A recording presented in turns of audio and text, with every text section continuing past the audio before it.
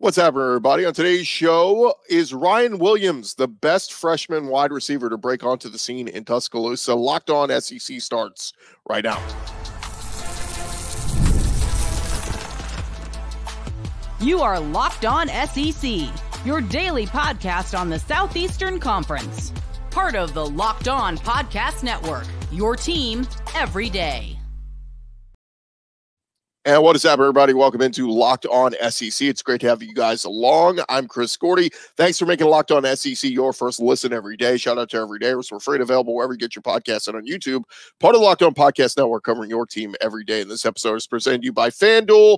Now through September 22nd, all FanDuel customers can bet $5 and get a 3-week free trial of NFL Sunday Ticket from YouTube and YouTube TV. Visit FanDuel.com today to get started. All right, coming up on today's show, we'll be joined by our buddy Luke Robinson of Locked On Bama. We'll get his thoughts on this Alabama team and Ryan Williams, one of the best freshmen to step on campus at Alabama.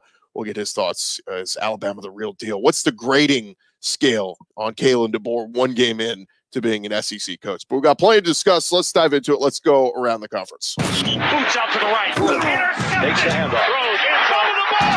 What a catch! Around the conference. And we start with the SEC announcing that football, men's and women's basketball, and baseball in the conference will now be required to provide injury updates in the week leading up to games. It was reported by multiple media outlets last week that was going to happen. But yesterday, the SEC sent out an official press release outlining the details of their new policy. The release specified several details of the new procedure, so there will be no room for a team to question if they are following the new rule correctly. For football specifically, the first section highlights timing. The deadline for a school to release an initial availability report is 7 p.m. Central on Wednesday evenings, or 8 p.m. Eastern for a Saturday game. So it's got to be 3 nights before the game. So if it's any non-Saturday game, 3 nights before the game. Second section outline the various designations for a given player depending on the circumstances. The school has knowledge that an athlete may not be able to participate in the upcoming game for any reason, illness, injury, suspension, ineligibility, whatever. They must accurately designate the student athlete's participation as out, doubtful, questionable, or probable, and basically list the percentages. If they're out, 0% chance they'll play. Doubtful, 25% chance they'll play. Questionable, 50% they'll play, and probable is 75% chance to play. They also highlighted several other areas in the descriptions and went on to say if a financial penalty is appropriate, the following penalty will go to schools for not reporting correctly. First offense will be $25,000, second offense $50,000, and third offense in any successive offense $100,000. So they're holding these coaches to the fire. You better be updating your injury reports accurately, and don't lie. Tell us what's going on with the players. All right, let's get to some injury-related news over at Alabama. Offensive tackle Kadyn Proctor suffered a left shoulder injury during warm-ups against Western Kentucky last week. Kalen DeBoer asked for an update on Wednesday. He said, I can't say one way or the other where he would be for this Saturday as of right now. With still 3 days left before we play. DeBoer did say previously, earlier in the week, that Proctor had strong aspirations to return to action this week against South Florida. But on Wednesday, DeBoer said he's working towards it.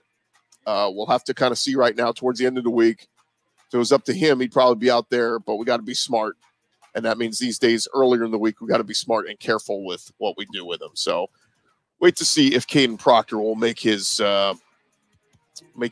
season debut back at Alabama this coming week. Over at LSU, really unfortunate news as it was announced, Wilson Alexander of The Advocate, that running back John Emery Jr. sustained a torn ACL in practice on Tuesday, and that will sideline him for the rest of the season. John Emery appeared in 7 games a season ago before suffering a torn ACL against Florida. That sidelined his season last year, and man, it's LSU rushed for just 113 yards as a team in the season opener last week, but John Emery led all LSU carriers with 10 rushes for 61 yards. And, they still have Josh Williams. They still have Caleb Jackson, but John Emery, I went back and looked it up. He signed with LSU in December of 2018. He was part of the historic 2019 national championship team.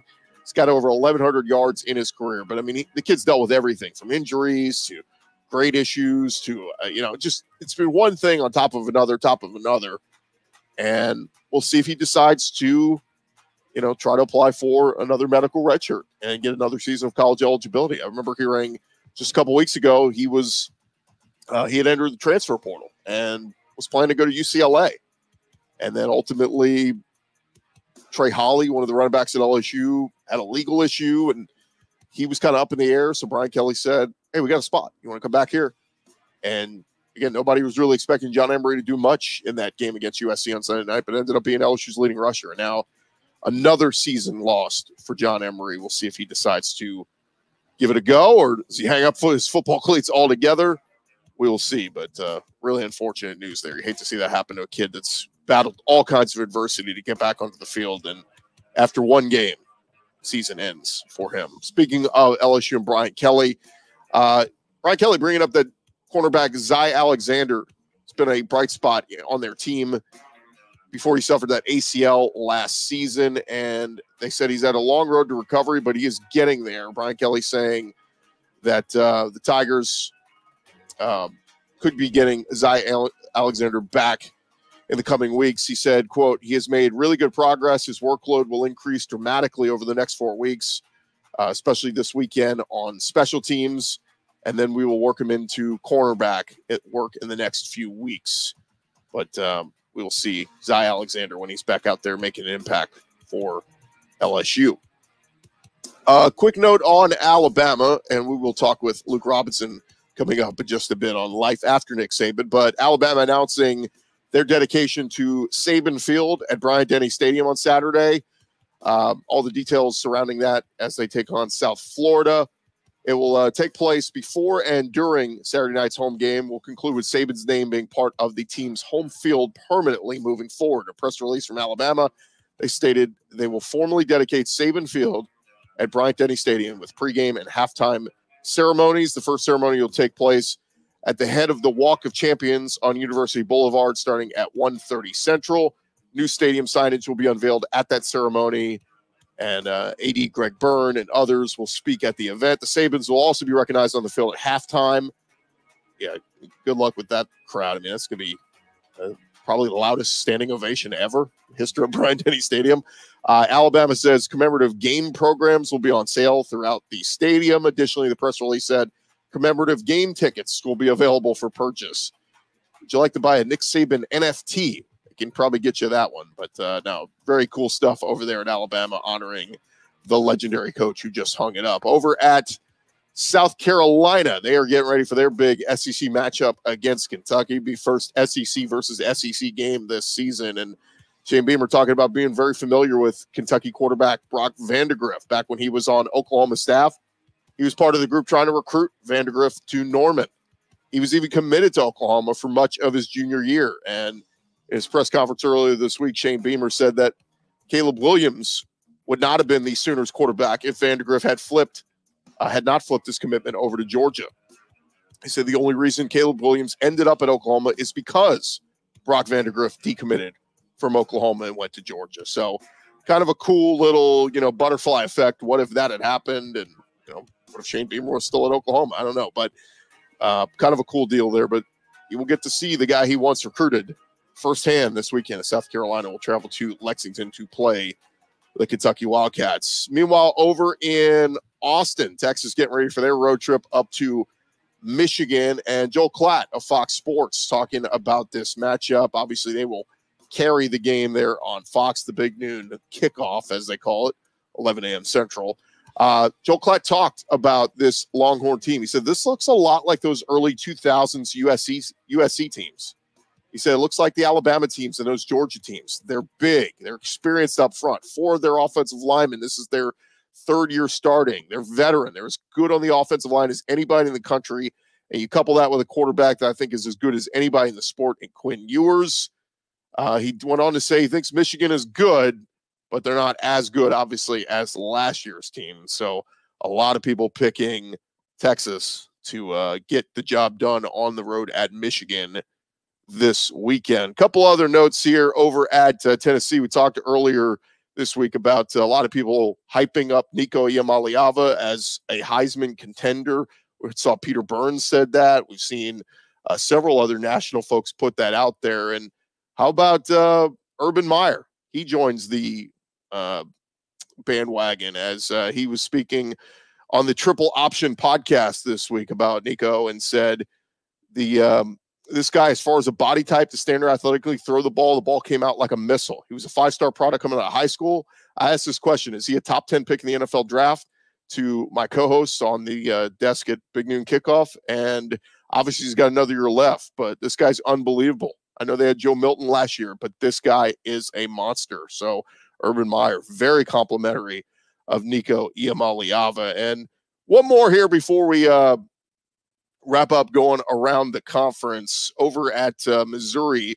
Well, ESPN, they put out their Heather Dinich put out their first few teams out in the group and laid out who would be her first 4 out of the playoff. And she put the Missouri Tigers in that group along with Tennessee and Oklahoma. And here's what she said about Missouri. She said the Tigers are here because they got bumped out of the selection committee's top 12 to make room for Boise State as the 5th highest ranked conference champion. The Bubble Watch agrees here with the All-State playoff predictor, which has Missouri with the 12th best chance to reach the college football playoff. That would be quite unfortunate if Missouri has another awesome year and gets left out on the outside looking in from the college football playoff. There's still more to come here on Locked On SEC, part of the Locked On Podcast Network, covering your team every day. And coming up next, we're going to talk all things Alabama with our buddy Luke Robinson.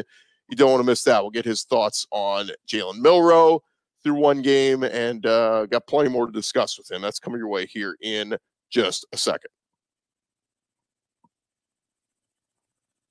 But first, I want to remind you guys, this episode presented to you by our friends over at FanDuel. You've been hearing us talk a lot about FanDuel, America's #1 sports book, and we got a little something different for you. Now through September 22nd, all FanDuel customers, if you bet $5, you can get a 3-week free trial of NFL's Sunday Ticket from YouTube and YouTube TV. And then with a YouTube TV base plan, you will be able to watch every regular season Sunday afternoon out-of-market NFL game.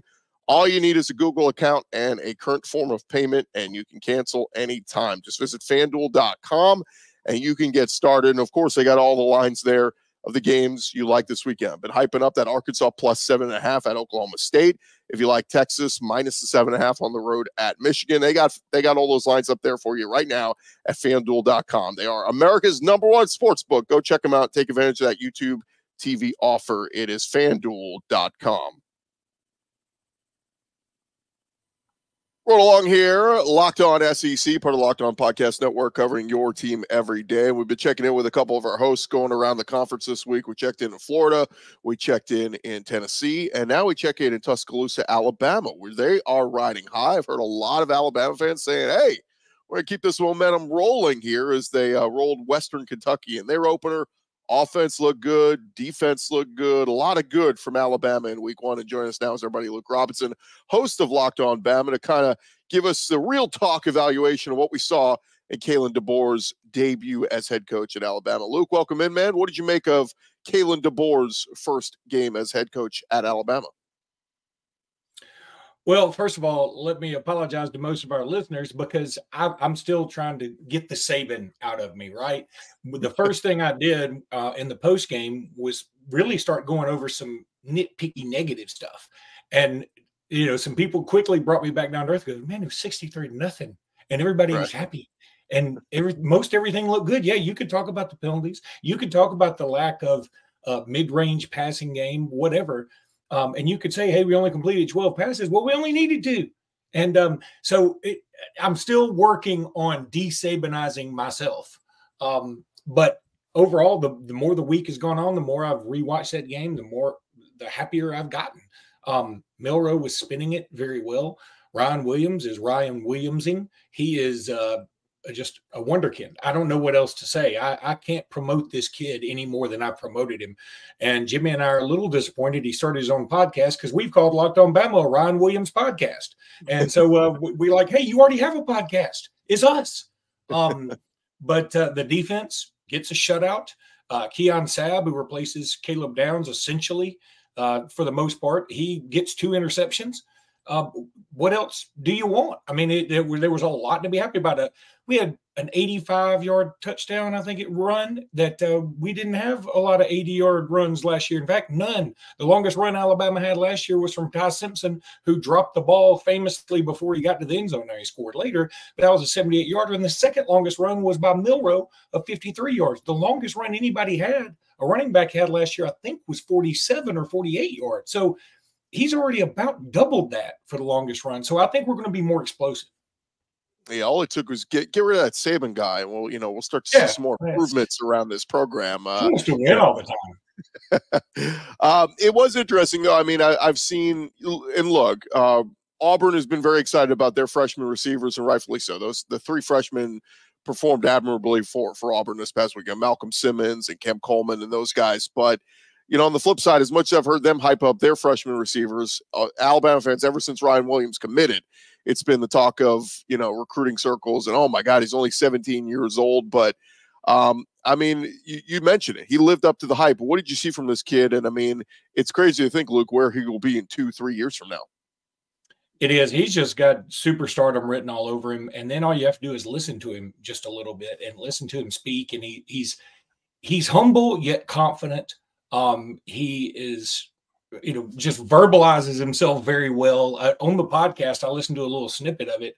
And I mean, he just told a very clear story. So many times you can have an athlete maybe have a podcast and they're not so eloquent in translating, what they're thinking or what their experiences are to the listening audience, because it is a different skill set, right?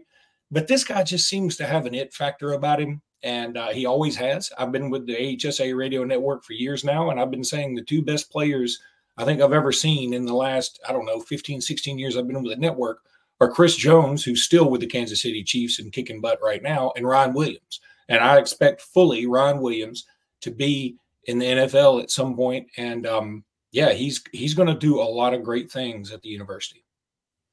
To that point as well, we got to see, Jalen Milroe in his first game being coached by Nick Sheridan and Kalen DeBoer, and obviously some an offensive-minded head coach and some really good offensive-minded assistant coaches on that staff. But what did you make of Milroe in kind of his, first game under this new regime and, being a guy that could be a Heisman, contender or one of the favorites for Heisman this year? Yeah, love Jalen Milroe. I think he's also a guy that people really just want to put their arms around. He is a very likable character. I don't know if you saw the video, and this one, you love Kalen DeBoer too. There's a video out there of a young girl who is battling some kind of muscular disease. I think it was something to do with her heart, and the Alabama team set it up where she can do one of those run into the end zone moments. And I know we've seen it before. I know Alabama's not the first team to have ever done it, but it's still just, man, it sends gives you chills because it's such a heartwarming moment, and it humanizes this bunch a little more, right? And I could talk about Jalen Milroe forever. I've met him. He's just the nicest guy.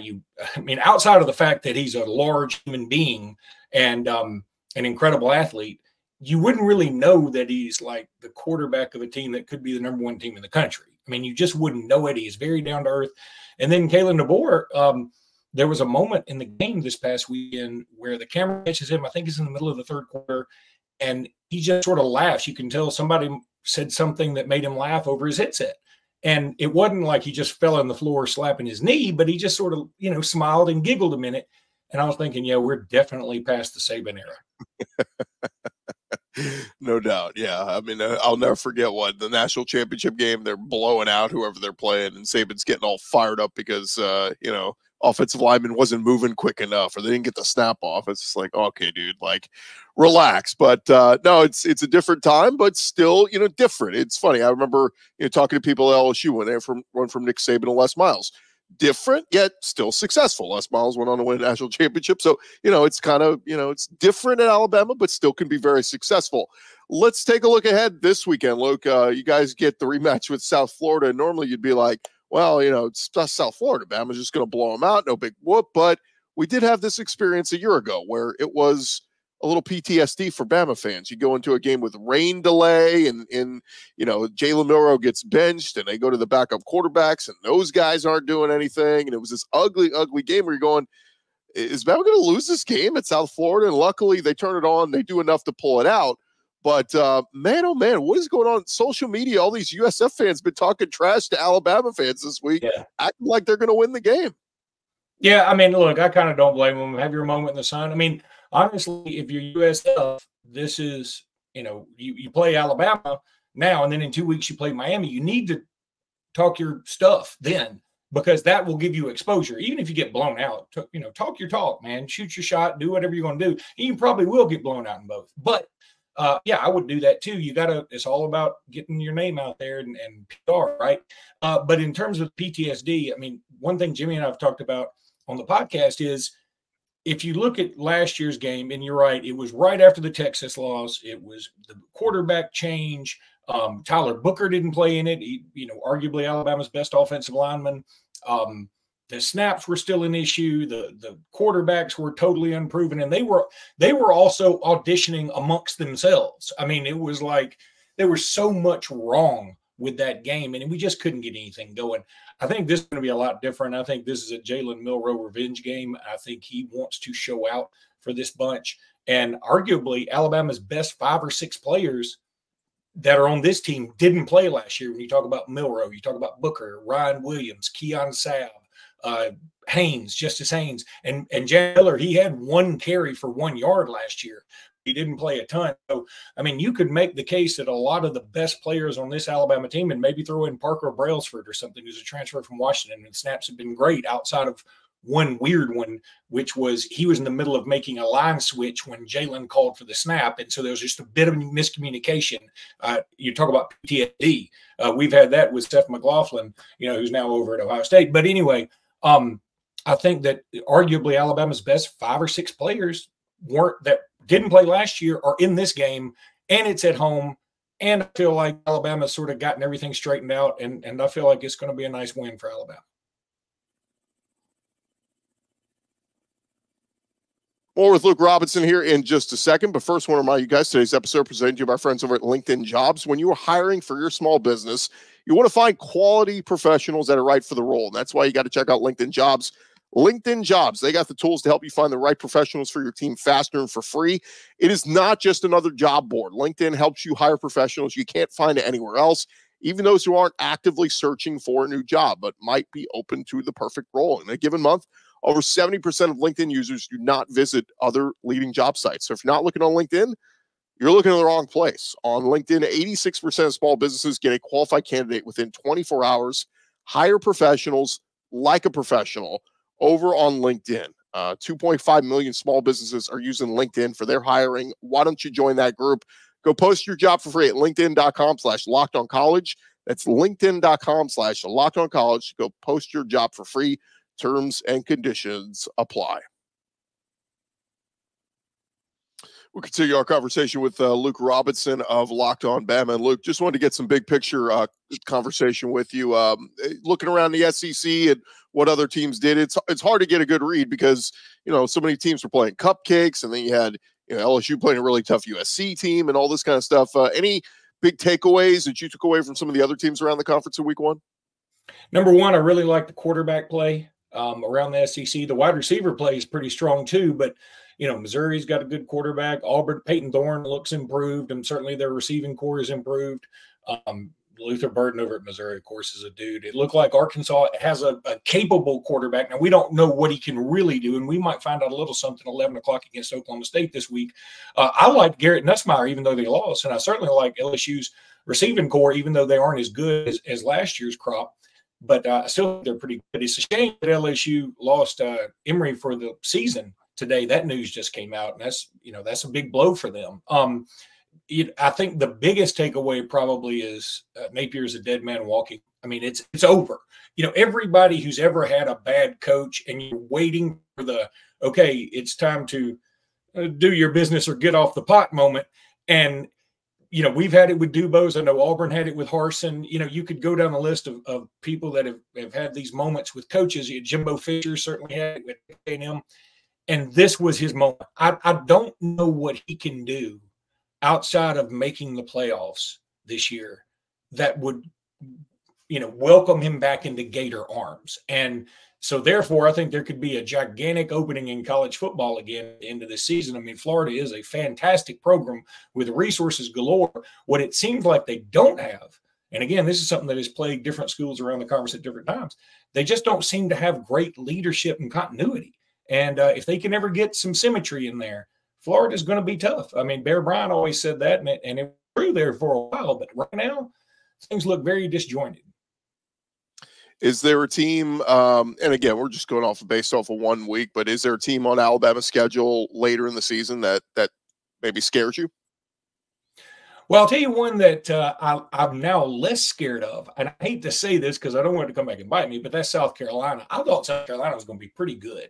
Now, they still may be, but they definitely didn't look very good against Old Dominion. I mean, they had to pull that one out of the fire a little bit. Missouri scares me. Certainly Auburn scares me more than they have over the last 3 or 4 years.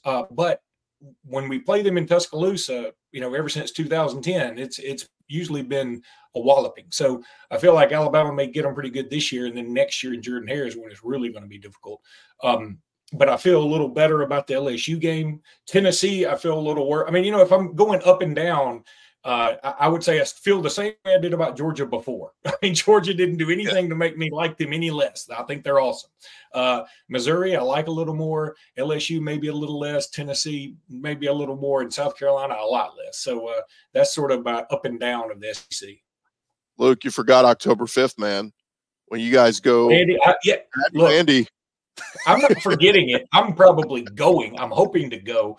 And I'm going to tell you, nobody was happier for Vanderbilt than I was. I mean, I don't really have any connection there. My cousin went there, but I just am happy for them. What a thrill. I mean, and if you're a Vandy fan, you truly had enjoyed it. I really liked it for the Locked On Vandy team because, I mean, that's going to drive – you needed that win to drive people to your podcast, right? And if you get more people to your podcast, maybe you get more fans for Vandy, and it just keeps rolling. And Clark Lee maybe has – something going. Look, I think 4 wins is probably the ceiling. But if you told Vandy going in this season they get 4 wins with that schedule, they'd probably take it.